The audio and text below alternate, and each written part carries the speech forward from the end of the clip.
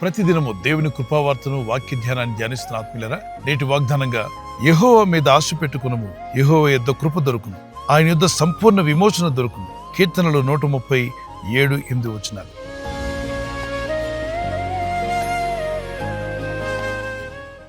దేవుని మీద ఆశ పెట్టుకునము, అప్పుడు నీకు కృప దొరుకును. ఆయన ఎదురు నుండి మనకు కృప దొరుకుతుంది. అనర్హులను అర్హులుగా చేసేదే దేవుని కృప. నీకు అర్హత లేకపోయినా నిన్ను అర్హునిగా చేస్తుంది. You are not qualified, but God will make you a qualified person by his grace. ఆయన కృప అంత గొప్పది. మీ జీవితంలో ఏదైతే లేదని, ఏదైతే మీరు సాధించలేమని బాధపడుతున్నారో దాన్ని సాధించగల శక్తి, మీ కొదువులు తీర్చగలటువంటి కృప దేవుడు మీకు అనుగ్రహిస్తాడు. అందుకే వాక్య లేఖనాల్లో దేవుని మీద ఆశ పెట్టుకున్నట్లయితే ఆయన యొద్ద మీకు కృప దొరుకుతుంది. కృప పొందిన వారుగా మనం ఉండాలి. కృపలో కూడా కొందరికి శాశ్వతమైన కృప దేవుడు దయచేశాడు. యెషయా 55:1-5 వరకు దావీదునకు దేవుడు శాశ్వతమైన కృప దయచేశాడట. అపోస్తలుడైన పౌలు గారు గొప్ప సేవ చేశారు. ఎన్నో సంఘాలు కట్టారు. అనేక దేశాలకు దేవుడు ఆయన తీసుకుని వెళ్ళి అద్భుతమైన సేవా పరిచయాలు జరిగించారు. ఆయన ద్వారా చనిపోయిన వారు తిరిగి లేచారు. ఆయన చేతి రుమాలు తాకినప్పుడు స్వస్థత పొందారు. ఈ భక్తుడు అన్నాడు, నేనేమై ఉన్నాను అదంతా దేవుని కృప అయి ఉన్నది. ఆయన ఒకటే అంటున్నాడు, ఇది నా శక్తి వల్ల, సామర్థ్యం వల్ల కలిగింది కాదు, ఇదంతా కేవలం దేవుని కృపను బట్టి నేను చేయగలిగాను. ఆయన కృపను బట్టి నేను ఈరోజు ఈ స్థానానికి చేరుకున్నాను. నిజమే, మనం ఏమై ఉన్నామో అది ఆయన కృపను బట్టే. దేవుడు మిమ్మల్ని కూడా తన కృపతో బలపరుస్తాడు, నడిపిస్తాడు.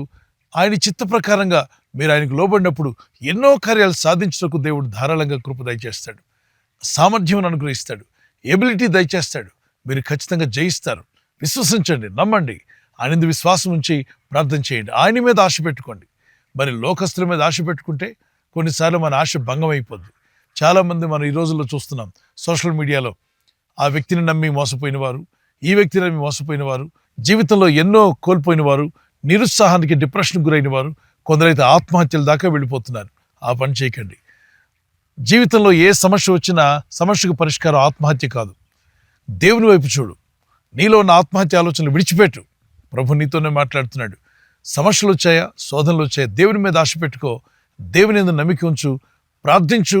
నూతన ఆలోచనలు దేవుడు దయచేస్తాడు. జ్ఞానం అడగండి, దేవుడు జ్ఞానం ఇస్తాడు. సమస్యను పరిష్కరించగల తెలివి, బుద్ధి, జ్ఞానం ఇవ్వగల దేవునికి మొరపెట్టుకోండి. ఆయన మీకు కృపను అనుగ్రహిస్తాడు. ఓ కీర్తన పాడుకుందాం పిల్లరా. పడిపోయిన నన్ను నీవు నీ కృపతో నిలిపితివి, పడిపోయిన నన్ను నీవు నీ కృపతో నిలిపితివి, నీ ప్రేమతో నన్ను క్షమించి రక్షించితివి, నీ ప్రేమతో నన్ను క్షమించి రక్షించితివి.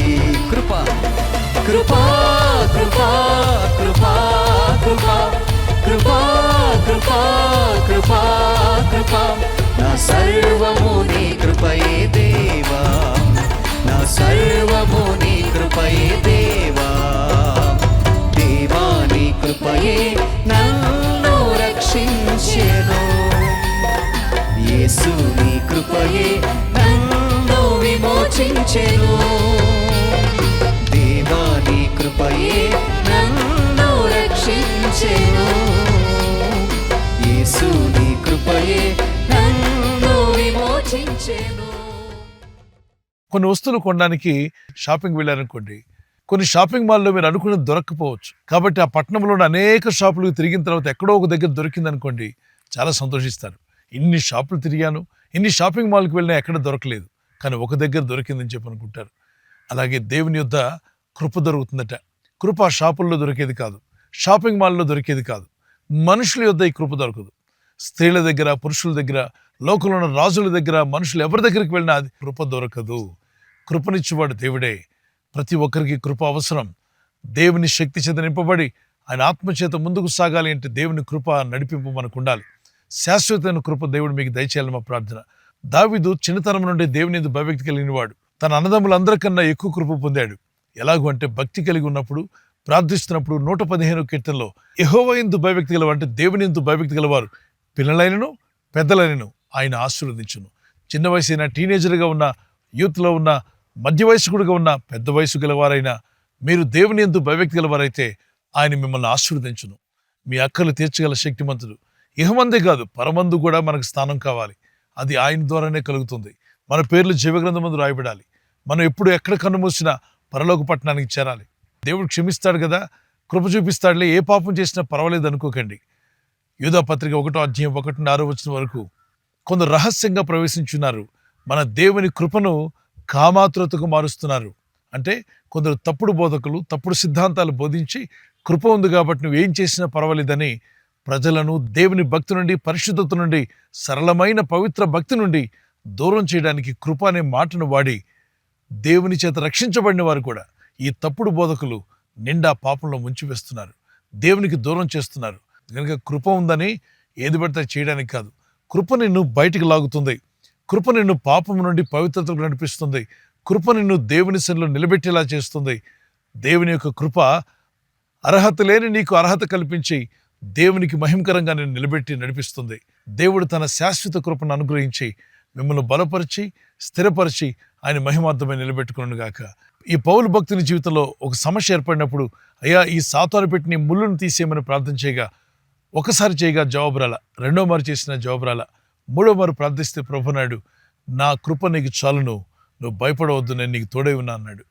అయితే దేవుని యందు భయభక్తి కలిగిన ఆత్మీయులరా, కొన్నిసార్లు కొన్ని సమస్యలు పోయినప్పుడు ప్రార్థించండి. ఒక మారు ప్రార్థించండి, రెండో మారు ప్రార్థించండి, మూడో మారు ప్రార్థించండి, అవసరమైతే ఏలియా వలె 7 మార్లు ప్రార్థించండి. ప్రార్థన వదిలిపెట్టద్దు, ప్రార్థిస్తూనే ఉండండి. దేవుడు తన కృపను మీకు అనుగ్రహించి నిలబెట్టి స్థిరపరిచి వాడుకును గాక.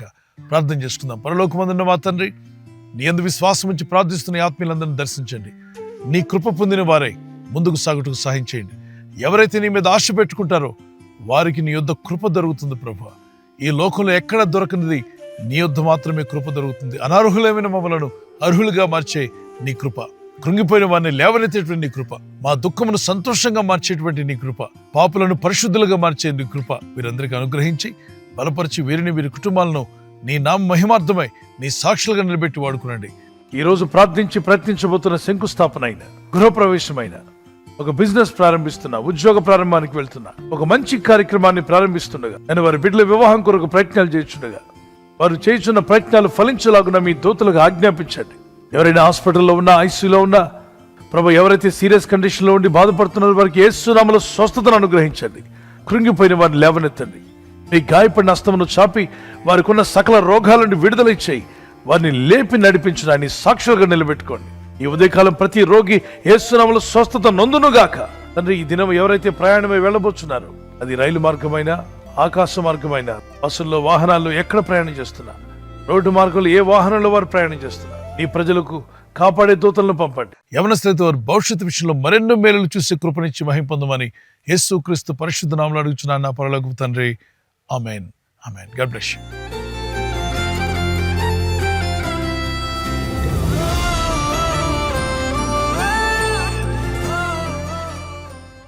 బర్త్డే జరుపుకునే వారికి we wish you happy birthday to you, many more days of the day. God bless you. కీర్తన 37:4 యెహోవాను బట్టి సంతోషించము, ఆయన నీ హృదయ వాంఛలను తీర్చును. దేవుని బట్టి, వాక్యమును బట్టి, ప్రార్థించను బట్టి సంతోషిస్తే దేవుడు మీ వాంఛలు తీరుస్తా అన్నాడు. మీ హృదయంలో ఎన్నో వాంఛలు ఉన్నాయి, అవి తీర్చగల శక్తిమంతుడైన దేవుని బట్టి సంతోషించండి. Delight thyself in the Lord and he will give you the desires of your heart. You have so many desires in your heart. It is possible God can provide all your needs, but at the same time, are you rejoicing in God? ధనములో, లోకంలో, పాపంలో కాకుండా దేవుల్లో rejoice చేయండి. Rejoice in Jesus. యేసులో ఆనందించండి. ప్రార్థనలో, వాక్యంలో మీరు తప్పక దీవించబడతారు. మీ హృదయ వాంఛలు తీర్చబడతాయి. వెడ్డింగ్ యానివర్సరీ జరుపుకునే వారికి may the lord bless you with this word. Mattayi 5:14 ప్రకారంగా మీరు లోకమునకు వెలుగై ఉన్నారు. You are the light of the world. Wife and husband, both of you, Kristu ప్రభు యొక్క గుణగణాలు ప్రచురపరచు నిమిత్తం ప్రభు మిమ్మల్ని చీకట్లో నుండి ఆశ్చర్యకరమైన తల్లి వెలుగులోకి మిమ్మల్ని పిలిచిన క్రీస్తు యేసు యొక్క గుణాలను లోకానికి ప్రచురపరిచేవారుగా, ఆదర్శ దంపతులుగా ప్రభు మిమ్మల్ని నిలబెట్టి, ప్రభు అక్కడ ఆలస్యమైతే silver jubilee, golden jubilee, platinum కూడా జరుపుకుని ఆనందించి ప్రభుడు స్తుతించే కృప మీ ఇద్దరికి ప్రభు దయచేయునుగాక. మీ ఇద్దరి మధ్యలో ప్రేమానురాగాలు అధికమవునుగాక. God bless you. God bless you family. ఈ ఛానల్ను మీరు సబ్స్క్రైబ్ చేసుకోవడం వలన 2 పనులు జరుగుతున్నాయి.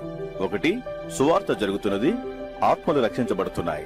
రెండవది, పేదలకు, అనాథలకు ఈ ఛానల్ ద్వారా సహకారం అందించడం జరుగుతుంది. మనం సబ్స్క్రైబ్ చేసుకోవడం వలన అందరికీ సహాయం చేసిన వారమవుతున్నాం. ఖచ్చితంగా ఈ యూట్యూబ్ ఛానల్ ను సబ్స్క్రైబ్ చేసుకొని బెల్ బటన్ ను క్లిక్ చేయండి. మీకు వెంటనే మెసేజెస్ పంపబడతాయి.